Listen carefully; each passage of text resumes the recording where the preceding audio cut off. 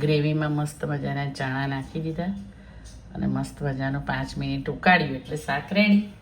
જો કેવું સરસ મજાનું લીલા ચણા અને લસણની કઢીનું શાક અને રોટલા, છાશ, મરચાં, ખાવાની મોજે મોજ ને રોજે રોજ તમે બનાવજો હો ને. અને ભાવે તો લખજો કે કેવું બન્યું છે અને લાઈક અને સબસ્ક્રાઈબ કરજો હો ને. સાંઈરામ. Hello everyone. લીલા ચણા બજારમાં દેખાય ને એટલે મોજે મોજ પડી જાય. ગ્રીન ચણાની સબ્જી બહુ મસ્ત યુનિક સબ્જી બનાવી.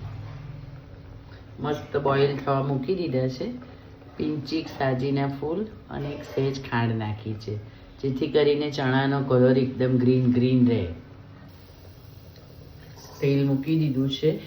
જીરું તતડે એટલે હિંગ નાખી ડુંગળી વઘારી દઈએ. 2 મીડિયમ સાઈઝની ડુંગળી લીધી છે.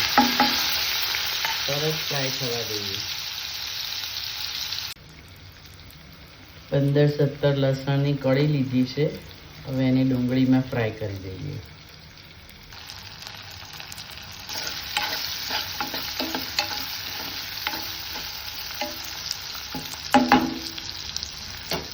એકદમ મસ્ત બ્રાઉન કલરની થવા દઈએ લસણની કળી. ચણા મસ્ત બોઇલ થઈ ગયા છે. આદુ અને મસ્ત લસણ નાખ્યું છે.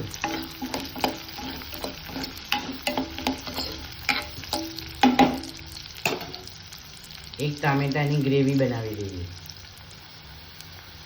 લસણ, ડુંગળી, મરચાં, આદુ મસ્ત ફ્રાય થઈ ગયું છે. એટલા માટે સૂકું મરચું, હળદર, સહેજ ધાણા જીરું અને અડધી ચમચી ચણાનો લોટ મસ્ત શેકી કાઢીએ. શાકની અંદર જ બધો મસાલો એકદમ શેકાઈ જવો જોઈએ.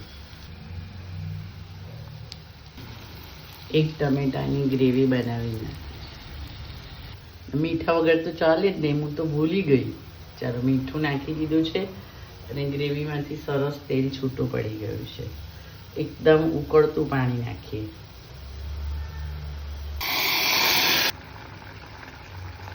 ચાલો બોઇલ કરેલા ચણા નાખી દઈએ.